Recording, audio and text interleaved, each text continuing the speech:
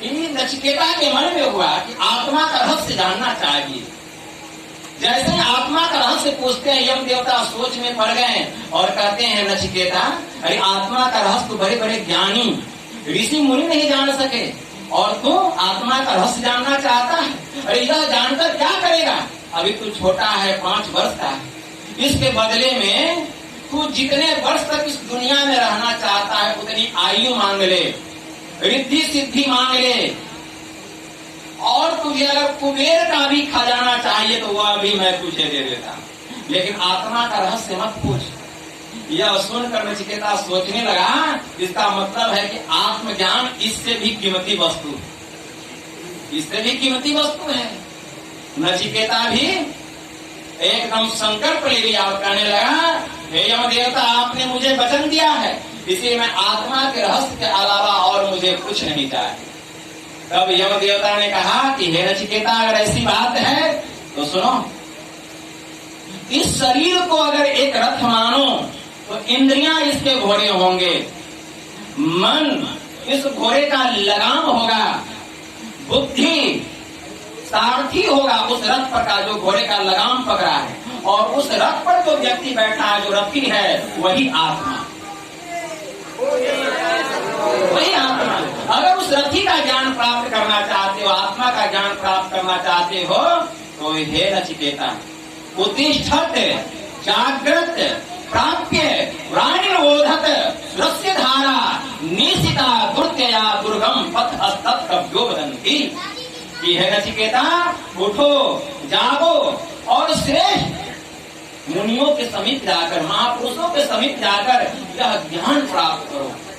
जो श्रेष्ठ महापुरुष होते हैं वे बताते हैं कि यह जो रास्ता है अपने को जानने का, प्रभु को पहचानने का, यह छुरे के धार से भी पतला और बाल की नोक से भी बारीक और महीन बड़ा ही दुर्गम मार्ग है। उसी मार्ग में प्रवेश करके अपने का ज्ञान होता है और प्रभु की पहचान होती है। उस रास्ते में प्रवेश, उस रास्ते के संबंध में संत क्राइस्ट ने कहा है, सकेत फाटक में प्रवेश करो, क्योंकि चाकर है वह मार्ग और चौड़ा है वह फाटक जिसमें बहुत लोग बैठते हैं और अपने जीवन को बर्बाद कर देते हैं। अरे सकेत है वह फाटक, अरे सांकड़ा है वह मार्ग, महीन है वह मार्ग जिसमें बहुत कम लोग प्रवेश करते हैं और अपने जीवन को आबाद कर लेते हैं। सत क्राइस्ट ने कहा।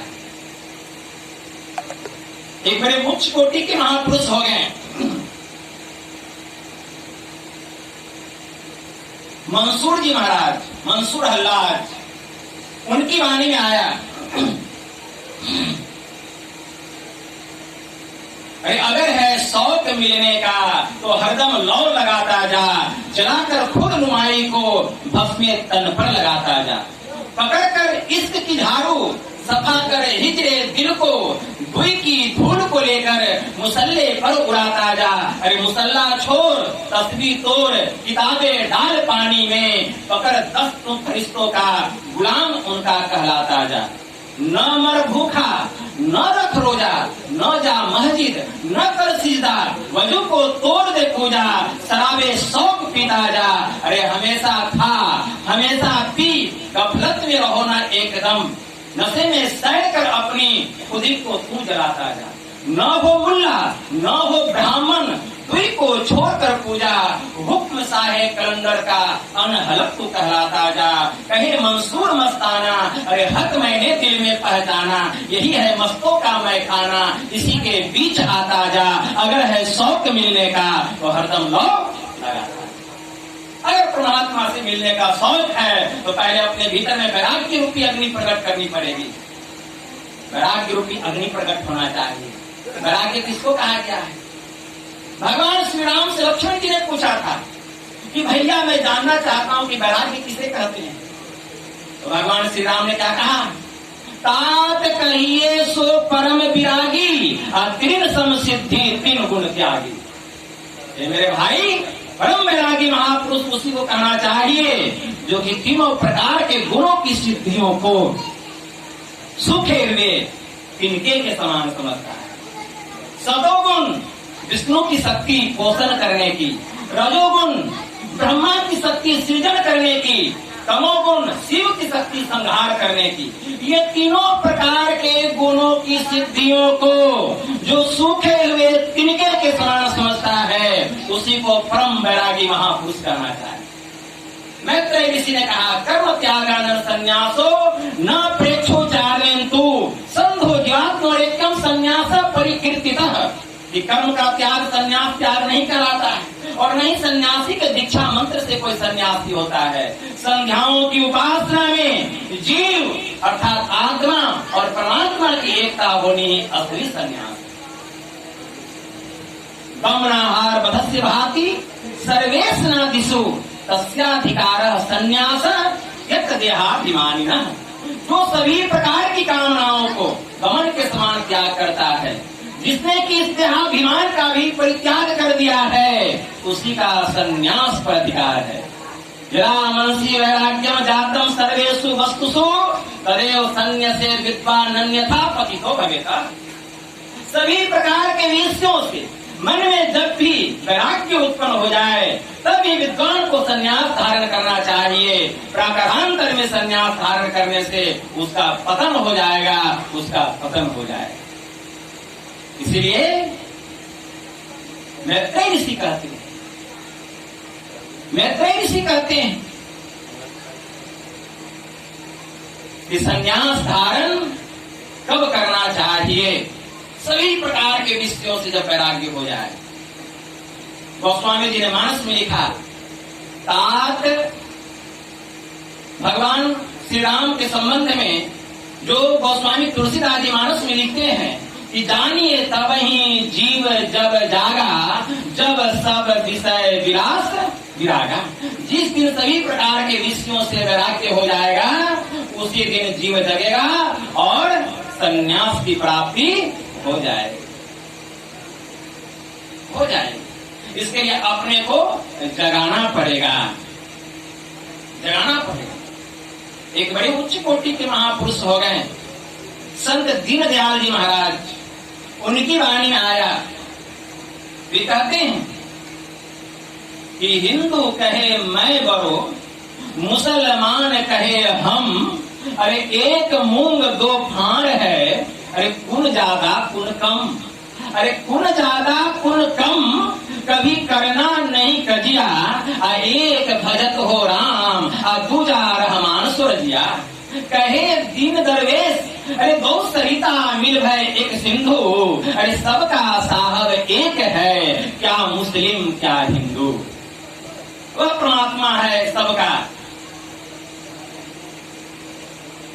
औरंगजेब को शिवाजी खत लिखते हैं, औरंगजेब को शिवाजी खत लिखते हैं और कहते हैं, पवित्र पाक पुराण शरीफ में खुदा को रब उल आलमीन कहा गया, न कि रब उल मुसलमीन।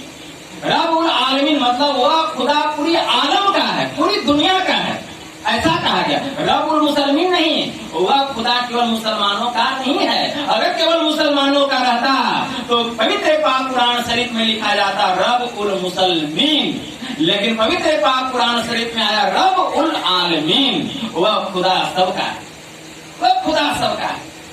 एक बार एक सेनानायक शिवाजी का सूरत शहर को लूटता हुआ महाराज शिवाजी के दरबार में एक मुगल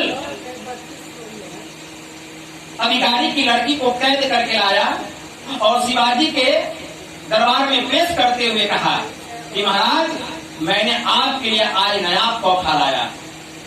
जैसे शिवाजी की नजर उस शहजादी पर पड़ती है, शिवाजी आग बबूला हो जाते, उनके आंखों से अंगारे बरसने लग जाते हैं और अपनी सेनानायक को कहते हैं, सेनानायक तुमने केवल अपना ही, अपने धर्म का ही अपमान नहीं किया है, बल्कि अपने महाराज के माथे पर कलंक का टीका भी लगाया है।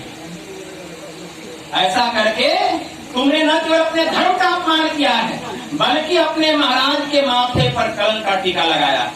इसीलिए मैं तुझे अभी इसी वक्त इस राज्य से बेदखल करता और अपनी फौजी टुकड़ी को बुलाते हैं और उस शहजादी की ओर मुखातिब होकर के देखते हैं और कहते हैं, बेटी तुम कितनी सुंदर हो।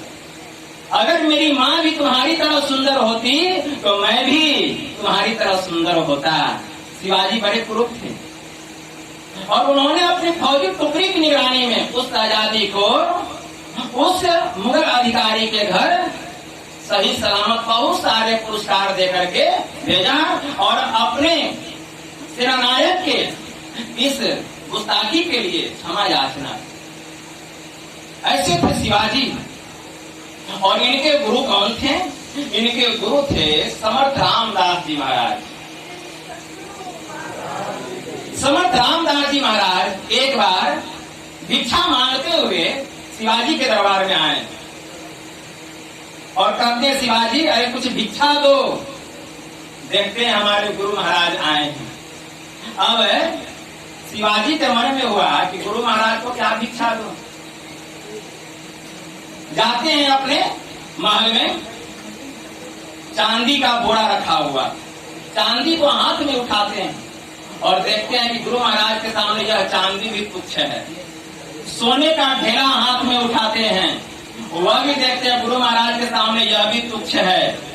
हीरा उठाते हैं, वह भी तुच्छ लगता है। बहुत कीमती कीमती लाल रत्न थे, वह भी तुच्छ लगा। खाली हाथ गुरु महाराज के पास आए और एक कागज का टुकड़ा लेते हैं और उस कागज के टुकड़े में लिखते हैं, शिवाजी सहित शिवाजी का पूरा खजाना, राजपाट, धन दौलत सब गुरु महाराज के चरणों में समर्पित। जब वह कागज का टुकड़ा रख दिए तो गुरु महाराज कहते हैं, अरे शिवाजी, इस कागज के टुकड़े से मेरा पेट भरने वाला नहीं है। यह जो कागज का टुकड़ा तू रख दिया, इससे मेरा पेट भरेगा? तो शिवाजी कहते हैं, गुरुदेव जरा उसको पढ़ने की कृपा की जाए। तो उनका एक सेवक उठाता है वह पुर्जा, शिवाजी के जो गुरु महाराज थे समर्थ रामदास जी महाराज, तो उनका जो एक शिष्य था वह पुर्जा उठाता है और पढ़ के सुनाता है, गुरुदेव इसमें लिखा हुआ है, शिवाजी सहित शिवाजी का पूरा राजपाट, धन दौलत संपूर्ण खजाना गुरु महाराज के चरणों में समर्पित है। तो गुरु महाराज कहते हैं, अरे शिवाजी तब तो यह राजमहल मेरा ना हो गया? कहा हाँ गुरुदेव। फिर कहते हैं कि हाँ गुरुदेव। उसके बाद कहते हैं तब तो तू भी मेरा हो गया? कहा हाँ गुरुदेव। तो ठीक है, जब राज मेरा, पाठ मेरा, धन दौलत मेरा, तो यह पकड़ मेरा भिक्षा पाठ और चल मेरे साथ भीख मांगने। शिवाजी भिक्षा पात्र ले लिया, राजा होकर के अपने प्रजा के घर जा जा करके भीख मांगे, भिक्षा मांगे। और गुरु चेला दोनों एक पेड़ के नीचे गए और वहीं भोजन किए। तब भोजन जब कर लिए वहीं पर गुरु महाराज अपना भगवा देते हैं, समर्थ रामदास जी महाराज। गुरु महाराज अपना भगवा देते हैं। अब भगवा दे करके कहते हैं, बेटा शिवाजी ले यह मेरा भगवा और जाओ अपने राजमहल के सबसे ऊंची जो चोटी है उस पर यह भगवा गाड़ देना। राजपाट सब मेरा है, लेकिन यह अपने गुरु का राजपाट समझ करके जा तू अब अपने प्रजा की सेवा। महाराज की तो बताइए गुरु महाराज क्या लिए? कुछ लिए? कुछ नहीं लिए, कुछ नहीं लिए। ऐसे होते हैं संत सदगुरु, ऐसे होते हैं। इसीलिए संत सुंदरदास जी महाराज की वाणी में आया कि संत कछु लेत नहीं, संत जन तो निशिदिन कछु देवहु करतु। ये कुछ लेते नहीं है, कुछ नहीं लेते। एक हाकिम था और वह हाकिम को साधु महात्माओं से बड़ा नफरत था। वह किसी साधु को देखना नहीं चाहता था और पूरे नगर में ऐलान कर दिया था कि जो भी कोई फकीर आ जाए, साधु आ जाए, और जो भी अगर कोई उसको अपने घर में उसको रखा या उसको भोजन कराया, पानी पिलाया, तो उसको राज्य से बेदखल कर दिया जाए। इस डर से कोई भी साधु महात्माओं को अपने घर में नहीं रखते थे। संजोग से एक फकीर साहब उसी नगर में आ गए और उस फकीर साहब को देखकर सब लोग अपना अपना घर का दरवाजा बंद कर लिए अब महात्मा जी सोचने लगे कि यहाँ के लोग कैसे हैं, हम तो देखकर दरवाजा बंद कर लिए और फकीर साहब को भूख भी लगी थी। तब नगर के अंतिम कोना में एक घर था और वह माई जो थी वह भोजन करने के लिए बैठी थी और महात्मा जी कह रहे थे कि देखो बहुत जोरों की भूख लगी है, कोई भोजन कराओ। कोई भोजन नहीं करा रहा था। वह माई जब सुनी तो दरवाजा खोल देती है, अब फकीर साहब को 2 रोटी खिला रही है।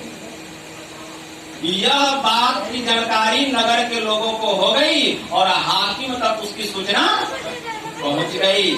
तब हाकिम ने अपनी सैनिक टुकड़ी को भेज करके उस महिला को बुलाया और महिला को बुला करके उसके दोनों हाथ काट लिए। उसके पास में एक बालक भी था, 6 महीने का बालक। उसके पति का शरीर छूट गया था। वह अपने बालक को कंधे से दाब करके लेकर के जाती, उसको नगर से बाहर कर दिया गया। राज्य के बाहर जब जाने लगी तो रास्ते में नदी पड़ती थी। उसको बहुत जोरों की प्यास लग गई और वह सोचने लग गई कि मैं साधु संतों का स्वागत की, सत्कार की, हे प्रभु तो तुमने मुझे यह दुख दिया, मैंने ऐसा क्या काम किया जो कि मुझे इतना दुख, इतनी विपत्ति। मैंने तो अच्छा काम की, मैंने तो अच्छी काम की, संतों को भोजन कराई, लेकिन यह क्या, उनके भोजन कराने के कारण मेरे दोनों हाथ काट लिए गए। मैं अपने बच्चों की परवरिश कैसे करूंगी। वह पानी पीने के लिए जैसे नदी में झुकती है कि मुंह से पानी पीऊंगी, दोनों हाथ तो कटा हुआ है। बच्चा नदी में गिर गया, नदी में रेत था, बच्चा बह गया और वह तड़पने लग गई, चिल्लाने लग गई। वह भी नदी में गिर गई, बेहोश हो गई और नदी में वह भी बहने लगी। इतने में 2 व्यक्ति वहां आते, 2 व्यक्ति आते और दोनों नदी में कूद जाते और एक जो व्यक्ति था वह तैर करके उस बालक को निकाल लेता और दूसरा जो व्यक्ति था वह जो माई थी उसको पकड़ करके नदी से निकाल करके लाता और उसके हाथ को सहलाने लगा। हाथ को सहलाते सहलाते उस माई का दोनों हाथ वापस आ गए। माई जग गई और जब जग गई तो देखते कि मेरा बालक भी मेरे सामने है और मेरा दोनों हाथ भी वापस आ गया। अब 2 व्यक्ति उसके सामने खड़े हैं तो कहते हैं कि आप दोनों कौन हैं जो कि आप दोनों ने मेरी इतनी मदद की। आप सही सही बताइए कि आप दोनों कौन हैं। तो वे दोनों व्यक्ति कहते माई हम दोनों वही 2 रोटी हैं, हम दोनों वही 2 रोटी हैं जो कि तुमने उस फकीर को खिलाया था, मतलब खुदा के 2 फरिश्ता। हम दोनों वही 2 रोटी हैं, खुदा ने तेरे पास भेजा है हम दोनों फरिश्तों को हिफाजत करने के लिए जो कि तुमने उस फकीर को खिलाया था। और वे फकीर उच्च कोटि के संत थे। माई उनके चरणों में झुक गई और सदा के उसका दुख कराने का भाव है। संतों को कराया गया भोजन परमात्मा के पास वह पुण्य जाकर के जमा हो जाता है और उसका पुण्य का फल परमात्मा कैसा दिए। सच्चे साधु का दर्शन हुआ, उसको भोजन कराई और परमात्मा ने 2 फरिश्ता को भेज दिया उसकी रक्षा करने। इसीलिए संत पलटू साहब की वाणी में आया, बड़ा होए ते ही पूजिए संतन किया विचार, संतन किया विचार ज्ञान का दीपक लेना, देवता 33 कोटि नजर में सबको चीना, सबका खंडन किया खोज के 3 निकाला, तीनों में दुई सही मुक्ति का एक द्वारा, हरि को लिया निकारी बहुरी 3 मंत्र विचारा। अरे हरि है गुण के बीच और संत है गुण ते न्यारा, पलटू प्रथमे संत जन और दूजे हैं करतार, और बड़ा होए ते ही पूजिए संतन किया विचार। आप लोग जानते होंगे एक बड़े उच्च कोटि के फकीर हुए हजरत हुसैन साहब जी महाराज। एकदम फक्कर संत थे, जा रहे थे यात्रा पर मस्तान के तरफ और कुछ काफिला मक्का मदीना की ओर जा रहा था तीर्थ यात्रा पर। हजरत हसन साहब से भेंट हो गई और काफिले के लोगों ने कहा कि हजरत साहब हम लोगों के लिए खुदा से फरियाद कीजिएगा कि हम लोग सही सलामत मक्का की यात्रा करके अपने घर वापस आ सकें। यह सुन करके हजरत हसन ने क्या कहा कि जाओ, अगर रास्ते में कोई संकट आ जाए तो हजरत हसन को याद कर लेना। जैसे काफिले के लोगों ने सुना तो उन लोगों के मन में हुआ, देखो फकीर साहब को कितना अहंकार है, कितना अहंकार है अपने ऊपर। खुदा का नाम नहीं लेकर कहते हैं कि अगर कोई संकट आ जाए तो हजरत हसन को याद कर लेना। सुन लिए, चल दिए। जब चले तो रास्ते में डाकुओं का गिरोह आ गया। अब सबको लूटना शुरू कर दिए। अब सब लोग खुदा को याद करने लग गए, अल्लाह को याद करने लग गए। सबका माल खजाना लूट लिया गया। उसी में एक सेठ जी थे, उनको हजरत हसन की बात याद थी।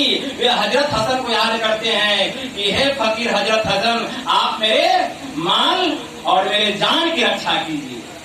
बस उनको क्या किया गया, उनको गुफ्तगू कर दिया गया, उनको महफूज कर दिया गया। है सामने लेकिन किसी डाकू को दिखाई नहीं दे रहे हैं, उनका सामान भी नहीं दिखाई दे रहा है। उनके माल और खजाने की रक्षा हो गई और सबका माल खजाना लूट गया। जब डाकू लोग चले गए तो उस सेठ साहब से कहते, सेठ जी हम लोगों का माल खजाना लूट लिया गया और आपका माल खजाना एकदम सही सलामत है, बात क्या है? सेठ जी कहते हैं, मैंने हजरत हसन की बात याद रखी। जब डाकू लोग मुझे लूटने के लिए आ रहे थे तो मैंने हजरत हसन को याद किया और कहा कि हे हजरत हसन, हे फकीर साहब, मेरे माल खजानों की रक्षा कीजिए। उन्होंने मुझे महफूज कर दिया और मेरे माल खजानों की रक्षा हो। तो काफिले के लोग कहते, इसका मतलब खुदा से बड़े क्या हजरत हसन है? हम लोगों ने खुदा को याद किया, हम लोगों के माल खजाना लूट लिया गया और आपने हजरत हसन को याद किया गया, आपका माल खजाना महफूज रखा गया, आपके माल खजाने की रक्षा हो गई। क्या खुदा से बड़े वही हैं? चलिए चल करके पूछना चाहिए। आए तेजी से, फकीर साहब जा रहे थे मस्तान चाल में, वे तो फक्कर संत थे। सब आकर के घेर लेते हैं चारों तरफ से और कहते, फकीर साहब आप बताइए कि क्या आप खुदा से बड़े हैं? हम लोगों ने खुदा को याद किया तो माल खजाना लूट लिया गया और इस सेठ जी ने आपको याद किया तो इनके माल खजानों की रक्षा की हो गई। आप खुदा से बड़े हैं? हजरत हसन कहते हैं, नहीं, मैं खुदा से बड़ा नहीं। खुदा से मैं क्या, कोई भी बड़ा नहीं हो सकता। लेकिन तुम लोगों का जुबान जो है नापाक है। तुम लोगों ने नापाक जुबान से खुदा को याद किया और खुदा को नापाक जबान कबूल नहीं है, इसीलिए तुम लोगों की फरियाद वहां तक नहीं पहुंची और तुम्हारा माल खजाना लूट लिया गया। लेकिन यह सेठ जी, इसका भी जबान नापाक है, लेकिन इसने मुझे याद किया। अरे संत जो होते हैं वे पापी पर दया